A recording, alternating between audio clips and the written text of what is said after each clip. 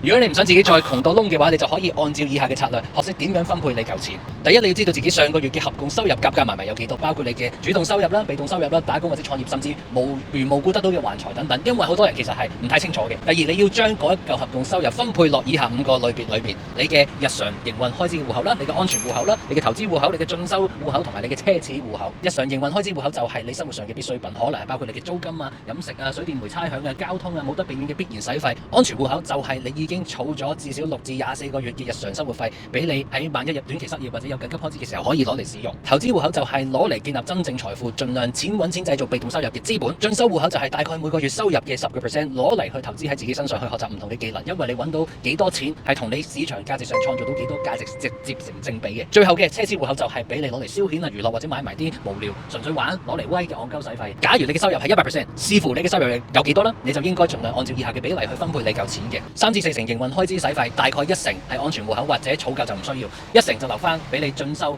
戶口去提升自己嘅個人價值啦。然後3至4成就攞嚟去投資購買會提供收入俾自己嘅資產，最後剩翻半成至1成就係先至攞嚟做埋啲奢侈或者享受嘆世界嘅嘢。如果你能夠唔好因為後生揾到錢就瘋狂增加自己嘅支出，避免先使未來錢，頭幾年穩陣啲打好個底先，繼續令到自己變得更加高市場價值嘅話，咁你10年8年之內你嗰半成嘅奢侈戶口都會比起一般人普通人100%嘅收入多好多，到時你就真係可以嘆世界啦。